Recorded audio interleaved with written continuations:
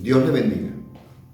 Para nadie es un secreto que muchas de nuestras culturas están asociadas con prácticas que tienen que ver con la superstición, el misticismo. Y me llama poderosamente la atención que en el pueblo de Dios, en la iglesia del Señor redimida por su sangre, se ha venido introduciendo ciertas prácticas que tienen que ver mucho con este tipo de cultura. Por eso en este video vamos a abordar el tema titulado Fe o misticismo, cristianismo o superstición.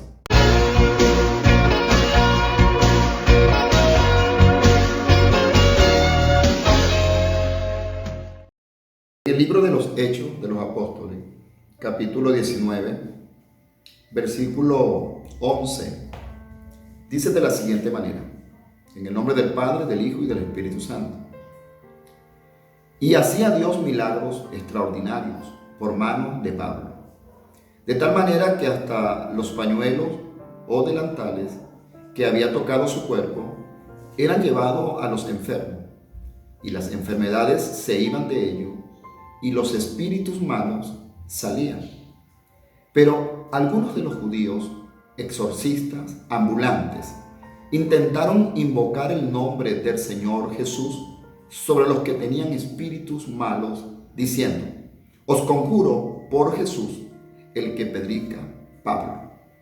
Habían 7 hijos de un tal Esceva, judío, jefe de los sacerdotes, que hacía esto. Pero respondiendo el espíritu malo, dijo: a Jesús conozco y sé quién es Pablo, pero vosotros, ¿quiénes sois? El hombre en quien estaba el espíritu malo, saltando sobre ellos y dominándolos, pudo más que ellos, de tal manera que huyeron de aquella casa desnudos y heridos. Y esto fue notorio a todos los que habitaban en Éfeso, así judíos como griegos, y tuvieron temor todos ellos, y era glorificado el nombre del Señor Jesús.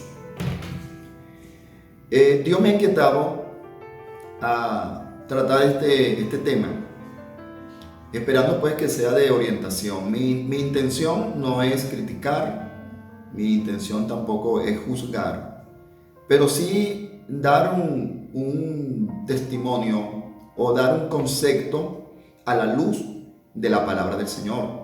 La misma Biblia dice que esta es la palabra profética más segura, y dice: a la cual hacemos bien a estar atentos, como una antorcha que alumbra en medio de la oscuridad. He notado pues que últimamente algunos predicadores o algunos profetas, y sobre todo pues en este tiempo que el mundo pues está siendo azotado por este virus COVID-19, he notado pues que se ha dado una serie de directrices, y sobre todo al pueblo del Señor y aún los que no son del pueblo del Señor, donde muchas personas pues colocan en las puertas de su casa, en la fachada de su casa, colocan imágenes que tienen que ver con la sangre de Jesucristo. Algunos colocan textos bíblicos como el Salmo 91, y honestamente pues no estoy en contra de que en nuestras casas hayan ciertos textos en algunos lugares, en algunas habitaciones o en la entrada, porque la misma Biblia, en el libro de Deuteronomio, capítulo 6, si no estoy equivocado, Dios ordena a través de Moisés a los padres que tenían que enseñarle y repetirle a sus hijos la ley de Dios, y que tenían que también colocar estos escritos en lugares que fueran vistos, en lugares principales, en los postes, como señal. Ahora bien, lo que me llama la atención es qué mensaje nosotros podemos estar enviando con este tipo de práctica, porque debemos ser responsables y entender que nuestras acciones pueden traer efectos colaterales que, lejos de acercar a las personas a Dios, pueden estar llevando a la persona a prácticas que tienen que ver con superstición o misticismo. De hecho, de que algún cristiano coloque en su casa que la sangre de Cristo tiene poder, o que pronuncie el nombre del Señor, o que haga alusión al Salmo 91, pues considero que no está haciendo nada indebido, porque realmente nosotros los cristianos somos los que tenemos propiedad y tenemos autoridad para poder hacer uso y mencionar el nombre del Señor y las palabras de Cristo o la palabra de la Biblia. Sin embargo, hay personas que llevan vidas cristianas muy descuidadas. En otras palabras, son casi cristianos, son medios cristianos, algunos de ellos hasta descarriados, y otros que nunca han sido cristianos, pero que han tomado esto como una práctica, han adoptado esto de otras personas, y aunque llevan una vida descuidada, una vida muy alejada del Señor, de Dios, de la palabra de Dios, ellos pues consideran que solo por el hecho de colocar ciertas imágenes en sus casas o de colocar ciertos textos bíblicos, pues Dios está en el deber, está en la obligación de cuidarlos, de protegerlos. Y eso es algo que nosotros debemos aclarar, no solamente al pueblo de Dios, sino también a aquellos que no son cristianos. Bendito el nombre del Señor. Por lo menos, el texto que nosotros acabamos de leer nos da mucha luz en lo que estamos hablando. El texto registra que en el tiempo del apóstol Pablo, pues Dios hacía muchos milagros. Y nótese que dice no Pablo, Dios hacía muchos milagros a través del apóstol Pablo. Y hace relación a un hecho que dice que aún algunos pañuelos que eran tocados, y me llama la atención que no eran tocados intencionalmente, sino accidentalmente, que eran tocados por el cuerpo del apóstol Pablo, dice que estos pañuelos los llevaban a donde habían personas enfermas o personas que estaban siendo perturbadas, atormentadas por demonios, y ellos quedaban sanos o quedaban libres de aquel ataque demoníaco.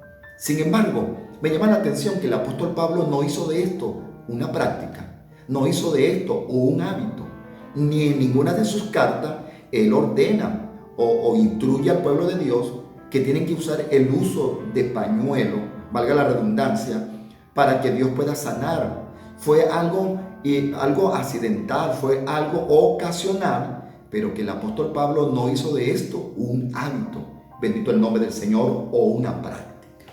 Entonces, si nosotros no le aclaramos esto a las personas que aún no son cristianos, si no le aclaramos esto a las personas que llevan una vida poco aceptable o agradable ante la presencia del Señor, entonces ellos estarían confiando no en Dios, sino en la imagen, no en Dios, sino solamente en la palabra escrita. Y la idea es que nosotros llevemos a las personas a confiar en el Dios de la Biblia y a confiar en el Dios de las promesas bíblicas. De manera tal, pues, que quiero hacer mención específicamente a dos prácticas que hoy se está viendo mucho en la iglesia del Señor. Una de ellas es el uso del aceite. Realmente la Biblia, y sobre todo en el Nuevo Testamento, nos habla del uso del aceite para ungir a los enfermos. En el libro de Santiago, capítulo 5, él dice: ¿está alguno enfermo entre vosotros? Dice: llame a los ancianos de la iglesia, lo que indica que no todo el mundo está autorizado para ungir, para usar el aceite. Dice: llame a los ancianos de la iglesia.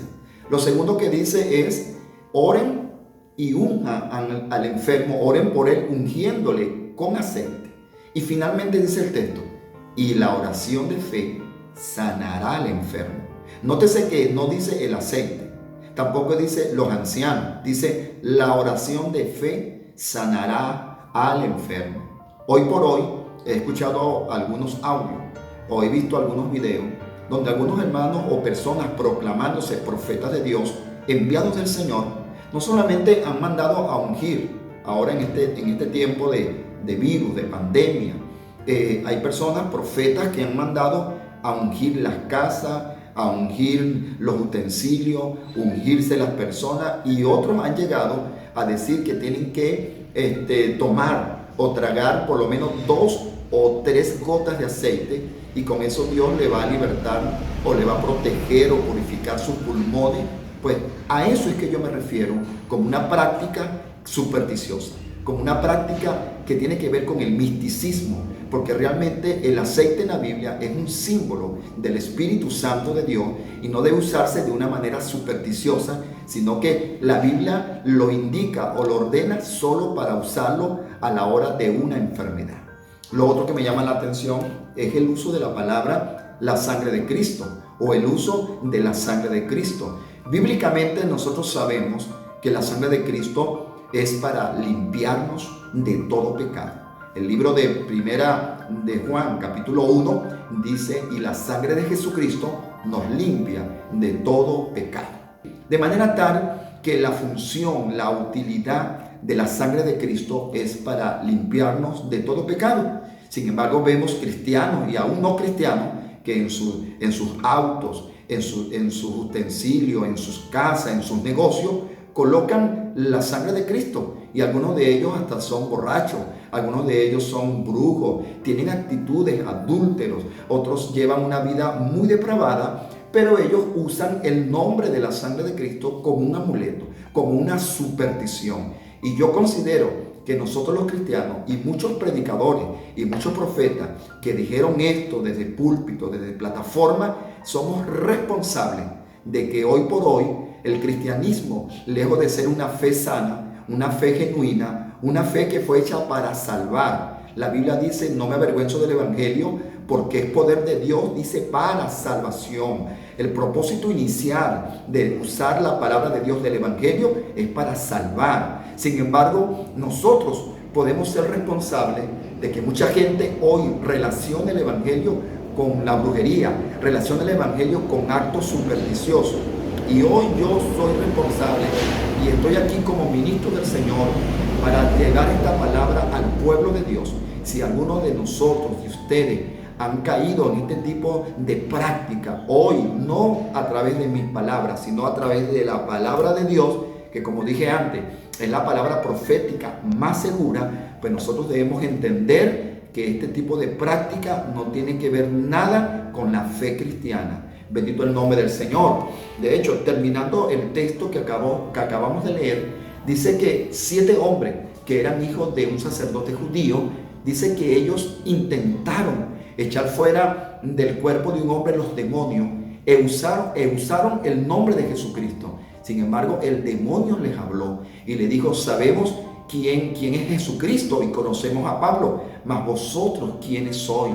Este hecho es muy puntual y yo creo que Dios me dirigió a este texto bíblico para dejar claro que no todo el mundo está autorizado para nombrar a Jesucristo, para usar en vano el nombre de Cristo y la sangre de Jesucristo. De hecho, hay un texto en hebreo que dice que hay de aquel que pisotear el nombre del Señor y tuviera por inmunda la sangre del pacto con la cual fuimos nosotros rociados.